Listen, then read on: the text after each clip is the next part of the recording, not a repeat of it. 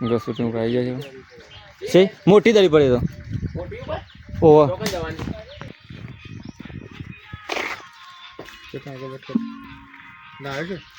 તે તો ના આવી શકો કેમ વાત સાચી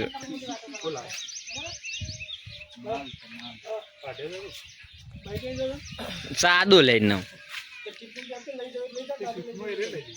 હા પોટલે લાવે છે એમ તો શૂટિંગ માટે તો સાદી પોણી વાળી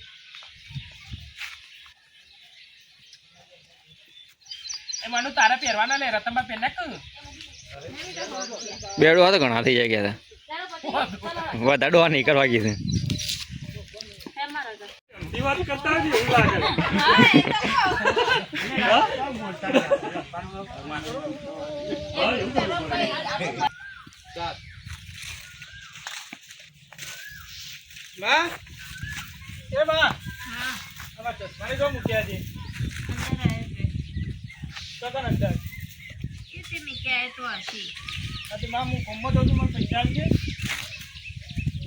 પૈસા લાવ કે ભાઈ છેલ્લા 50 રૂપિયા હતા તો 20 રૂપિયાના ચોખા લાવી 10 રૂપિયા તેલ લાવી પૂરી પૂરી શરદી થઈ ગઈ શરદી થઈ ગઈ અવાજ એટલો હરખું આમ વોઇસ કહેવાય ને આપણો વોઇસ એકદમ મસ્ત વોલ્યુમ ના કરતો નહીં સૂર કોયલનો આમ ટવકો એવું નહીં ને કરતો એવું લોચા છે આમ કાગડા જેવો ને કાગડા જેવો ને લોચો મારી જોગે અને તો નહીં જોવાનું બધા કહે કે તમે છોકરો કોઈ સમજાવો કે એના માટે ખર્ચ મેરો બગડી છે એ કે ના એના મા બાપ કેવું પડશે મારે ક્યાં આવતો આ રોજ રોજ લઈ લઈને ના જાય કે ના પડતો એમ બરાબર લે હે મારો તમે હાલો હાલો વાયક આયો હે જી મોરે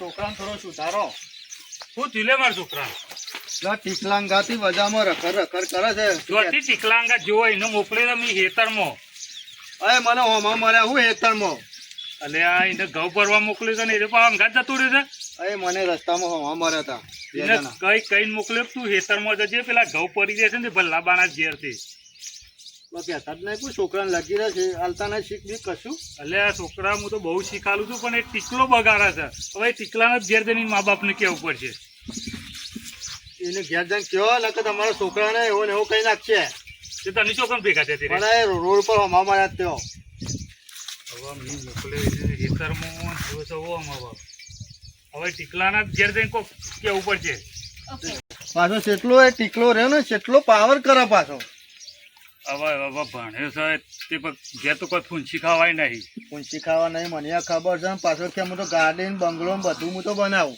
એ તો બીજો છોકરો બગાડે છે એના ઘેર જવું પડશે કીધું તું મુકેશ સાને ગાર્ડન બંગલો સાને બનાવે તારા બાપોને મરી જાય તાને બનાય વાત સાચી છે બાપાને બિચારાને લખવું પડે એને ઘેર જઈને કેવું પડશે થોડી સલાહ હાલે એને હેડજો હું આવું આવજો ને તું હેડજો હું આવું હેડ બાઈક લઈ લે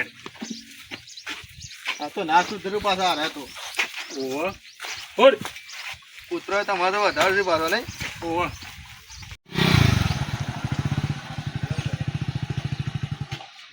રઘુભાઈ એ રઘુભાઈ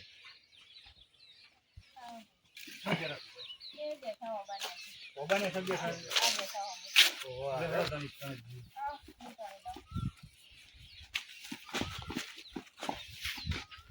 આવો ભાઈ મજામાં આવો ભાઈ આવો રઘુભાઈ તબિયત સારી છે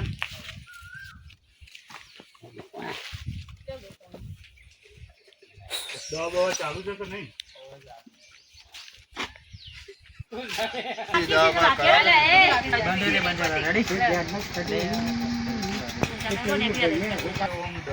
ઘરનું બા ટાઈમ ચાલુ છે તો કેમ ભાભી ચાલુ દવા સરકારી ચાલુ આપણા જોડે તો એટલા પૈસા નહીં ભાઈ, કારણ કે પ્રાઇવેટમાં જઈએ કે અને સરકારીમાં ડોક્ટરમાં હારા આવું જ છે, દવા હારી થાય. દવા હારી થાય છે. એમ કે સારું આમ મગજ ફીસે થોડું. તે ભાભી આ દવાખાનું છે ઘરમાં તો પેલા છોકરાને સમજાવો કે રે અમારા છોકરો બગાડે છે. હવે ઓન શરમમાં અમે કોઈ કહીએ નહીં એકતા હવે એનું કહેવાનું કહેજો. પણ લાખાબા હું ઘણું એ છોકરાને સમજાઈને થાકી, પણ હું કરું કહેજો. હવે એને માથા જેવડો થયો મજૂરી બજૂરી ચોક મોકલો કે જો તે ભરતી પડી ચીકણે મોકલવાનો. ઘણું એટલું થાય પણ હું કરીએ કહેજો. તો જતો જ નહીં એના બાપાને લખવું પડ્યો. મને ત્યાં બજારમાં હમો મળે તો તે હું કીધું તું ને, હું તાર રખડા વગર પેલા તાર બાપાને દવા પેલા આ ખાવાનું બનાવી દીધું અહીં તાત્કાલિક આ ચશ્મા બસમાં ઠોકીને આવી જાય. શું છે પેલા ખબર બોલ કરો છો? હવે પેલાના ઘાટ લઈને લેજો તો ના કટ જો ખાસો ફેર પડી ગયો પેલા કરતી. ના ના ખાસું આમ રિકવરી આવીશ ખાસું. જો કોઈ શરમ જેવું છે, કોઈ શરમ જેવું છે. આ હવે માં ખાવાનું લાવજે. ના ખાવાનું લાવજો કેવાનું તમે. હું આવ્યો કે માં ખાવા બનાવે પણ આખો દારો રખર રખર કરો છો, કોઈ ખબર જેવું પડે છે કે નહીં? આમ ઘર હોમું જોવો, મા બાપ હોમું જોવો. હું જોવો બાપા હમો જોવો તો જોન હાલો. અને આ ચશ્મા લગાવીને આ નેકરી પડે. અને તમે તો મુઆ રખડો છો તો રખડો, પણ તમે તો મારા છોકરાને બગાડો છો. પણ થોડી શરમ કરો. એ ઘેર લાવ્યો ને ઘેર લાવ્યો કાર્યાન કને લઈ જોતો તું? અને તને ના તો પાડી તી ના લઈ જતો. હું તો લઈ જતો. હવે પેલા ઘઉં પલરી છે મારા ઘેર લાવીને હું જવું આવા જતી તે અટકી જાવ ભાવ. જલા ખબર મારે કોમ છે હજુ મગજ મારી લે મારે પેલા ઘઉં ભરવા જવું છે. કાર્યાન લાવ્યો લઈ જતો. ના તું જરા લે બેહો રઘુભાઈ. કોણ ચિંતા કરજો ને હો. બેટા હું કોણ રખડ કરતો છું? આ પેલા લાખાબા ને પેલા ભપલાને તમે બોલાયા તો? ના એ આયા તો મળવા. એ શું કીધું છે? હું ભણેલો ગણેલો છું, કોઈ ખબર નહીં પડતી હોય. પેલા લાખાબાને તમે બોલાયા હતા બાપા? ના આયા તો. એ મને શું કહી જશે કે તું રખડ રખડ કરું છું? આ બધું તમારો નાટક હશે, ખબર પડતી નહીં. હા આજકાલના મને હું કહી જાય રે, હું ગમે તે કરું. બેટા પણ મને તો મારું છે. પણ તમે આ બધા પેલા બફલા ને બધા બોલાય મારા ગામમાં આબરૂ કાઢો છો તમે. ખબર પડતી નહીં? તું નહીં બોલ એટલે કઈ મરી જાવ તો સારું હતું. મારું કઈ કોટા કાઢું છું. તું કોજો બાપા તું ચાલ કરજો. કરો અમે આમ આમ તે કેમ જ એ નેકામ કરો કેમ જ ભલે તારા યાર. હું છે આ. રેડી એ ભાઈ રવા દે તારા બાપો મરી જાય. તમે આગળ એ રવા દે આગળ તમે એવું લાગે મને. ઓર રઘુભાઈ ડોશીનો હોય તો એવું લાગે. ફટાફટ ના વોઇસ નહીં ઈશારો કરજે રંજના. આવું બોલ. અલે એ એકદમ હસો તો આ તો સિરિયસ હોસ્પિટલ વાળા. ભાઈ રવા દે. આ રોજ નાટક મને ગમતો નહીં. બાપુ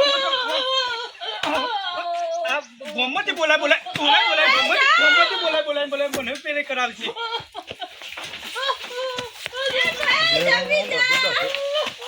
અલે આવું કરું છું. મા બાપુ પર હાથ ઉપર શરમ આવે છે કે નહીં? શરમ આવે છે કે નહીં? હમણાં હાલ મારો છોકરો હોય ને હમણાં હાલ ખંચેરી નાખ્યો હોય. અમુદી શરમ જેવું છે. શરમ જેવું છે. હા ઠોકા બરો. ઠોકતું તાર.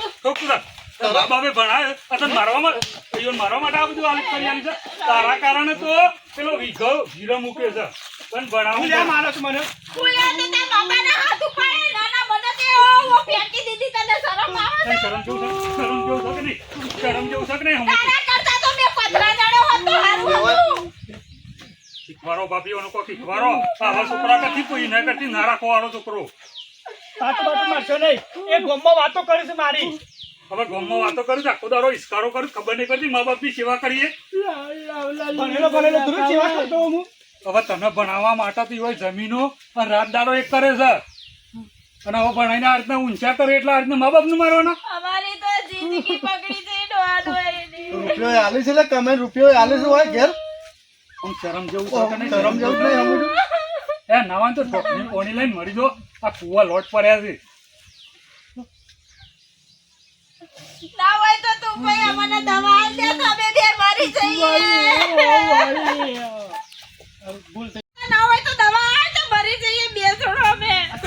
કે પાર દેતો નો આ તમારા કારણે આ મને બોલું છે હજી તો તને કોઈ શરમ જેવું છે કે નહીં હમદું શરમ જેવું નહીં લે હા હા શરમ જેવું છે કે નહીં હમદું શરમ જેવું છે કે નહીં હા હમદું શરમ જેવું જ નહીં તને બોલજો હમદું શરમ જેવું તમે હમણાં તમે રવા દો આ તો તમારો છોકરો મારો છોકરો હોય ને મહી નાખ્યો ટૂંપો દઈને વહેલો હોય આ થોડું સુધાર તાર મા બાપ થી રવા દો